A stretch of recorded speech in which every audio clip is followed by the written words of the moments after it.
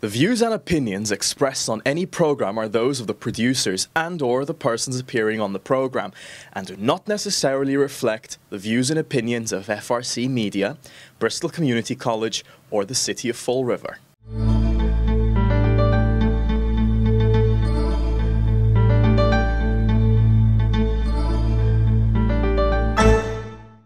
Thank you for joining me today. I am pleased to be joined by Erik Rousseau. He's the administrator of the Southeastern Regional Transit Authority. We also know it as SRTA, the bus service that services Greater Fall River and the South Coast. They're going to be holding a public hearing on May 1st to discuss some potential route changes that they have planned for some of the Fall River routes and also get some other input from riders. Erik, thank you for joining me. How are you today? I'm doing very well. Thank you very much for having me.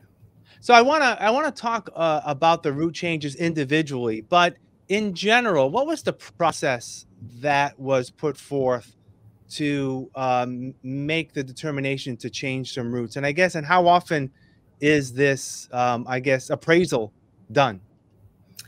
Yeah, so we actually did a comprehensive operational analysis for both cities through most of last year. And we made some changes in Fall River back in the summer and then in New Bedford in the fall. And so these are a few more cleanup items that were identified in that analysis to help streamline some of our service. It's always a challenge for us to meet our on-time performance goals, and that hopefully helps to improve customer satisfaction when riding because they can get to their destination quicker and more reliably. So we're looking at eliminating a few more small deviations, and for the most part where we don't really have very strong ridership, and in hopes of improving the service for everybody else that is on the bus. So I want to get into the routes specifically that people will see some changes. And as you said, they're not massive changes. They could be impactful to some individual riders. I guess we can all understand that. But they're changes that you're looking to incorporate. Let's start with the Robeson Street route, which is Route 104. Talk about what those changes may deal with.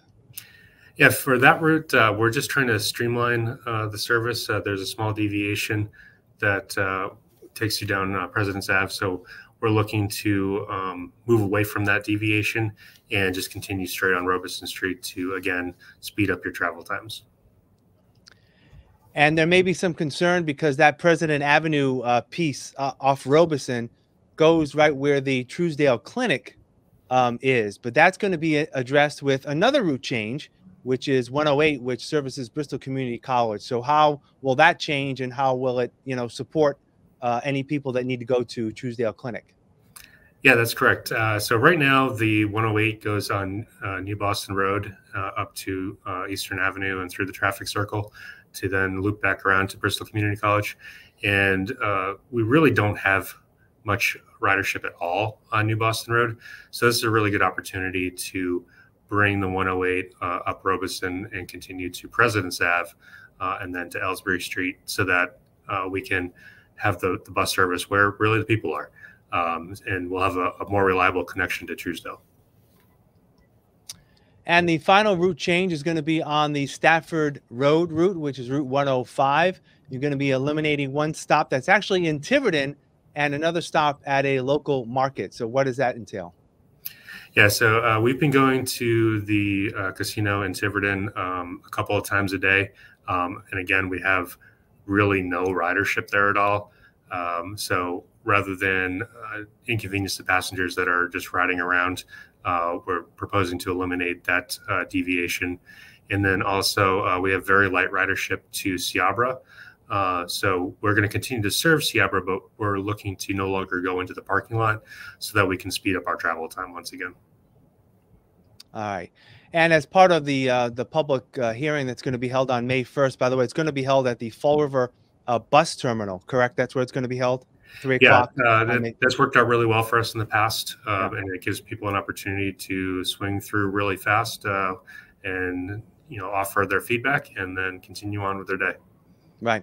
So, there's going to be other topics that people can bring up. Currently, the authority is undertaking some programs. One is a pilot program. One is a generosity from the state legislature to provide free service. Free service has been around since, I believe, the first of the year, That's correct. for all routes.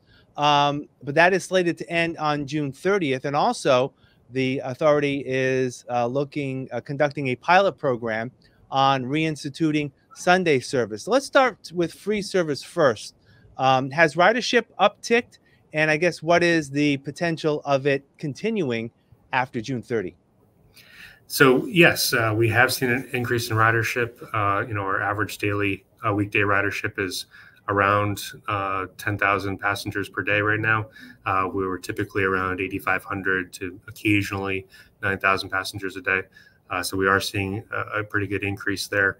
And it's certainly great for our customers and the communities and the businesses that we serve. It allows for people to travel much more, and that's fantastic. But right now, reading the tea leaves, it doesn't seem like there's going to be sufficient funding for that to continue for SRTA into the next fiscal year.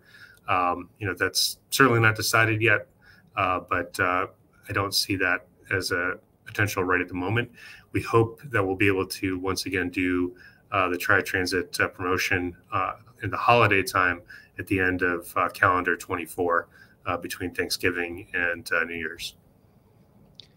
And in terms of Sunday service, you had mentioned in a previous interview that we conducted that people were asking about Sunday service. You were able to get funds for a pilot program to do some research on Sunday service. We are about halfway through the Sunday service pilot program. How has that worked out, and what's the prospects of maybe that continuing?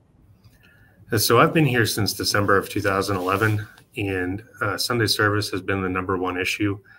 No matter who I talk to, no matter where I go, the first thing that people ask about for the bus service that we provide is for it to also be running on Sundays.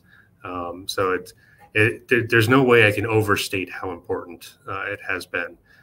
We were able to start that pilot on January 28th, and we started off providing around 2,500 trips a day.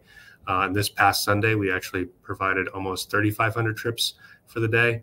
And to give a comparison, we typically were seeing around 4,000 trips a day being taken on Saturdays last fiscal year. So we're seeing nearly the same ridership that we used to see on Saturdays. So it seems that people are really adapting to it quickly. The first day of service, I had the opportunity to go out and see people come in on the North Main bus who had been working at the second shift or the overnight shift at Amazon. And they were laughing and cheering and so excited to have an opportunity to ride the bus home from work and not have to pay for an Uber. So I think that that's a really good example of the fact that we have a 7-day-a-week economy, and we really need 7-day-a-week service.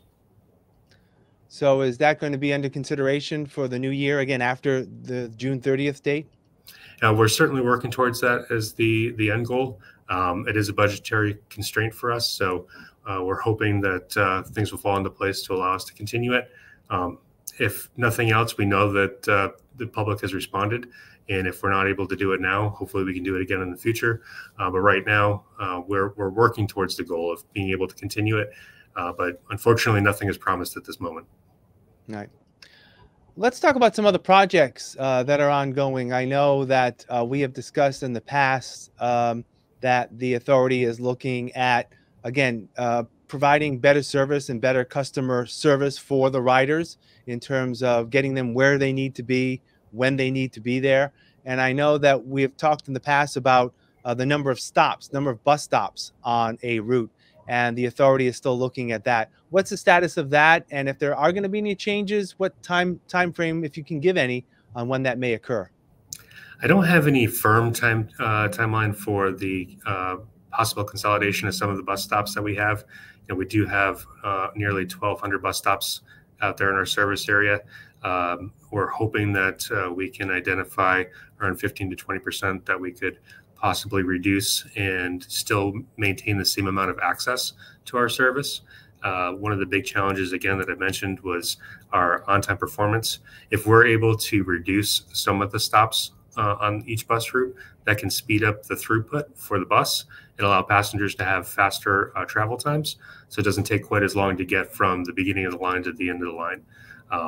So we're hoping to roll that out soon, but that is a fairly large undertaking for us, given the number of stops that we have. In the meantime, we are hoping to update our bus stop signs that have to provide real-time information, tell you what bus you could expect to see at that bus stop, and also provide a QR code that will allow you to access the next arriving bus, so that you know how long you have to wait to be able to ride.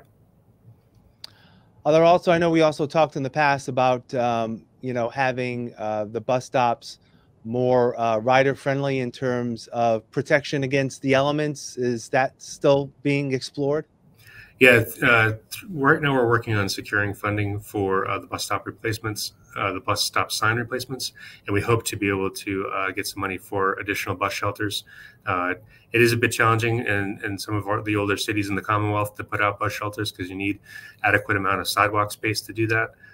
So we're trying to balance that as best we can, but we do hope to have more stop improvements like you're talking about. All right, so a lot on the line here for riders, and I know you're excited about hearing from the riders at the public hearing. There's one, as we mentioned, in Fall River. That's on May 1st, and there's also another one, I believe, in New Bedford the next day on May 2nd for New Bedford riders to chime in, I guess, particularly on the Sunday service and maybe any fare-free service that may move forward. Erik Rousseau, I appreciate your time. Thank you for joining me, and we'll talk again soon. Great. Thank you so much.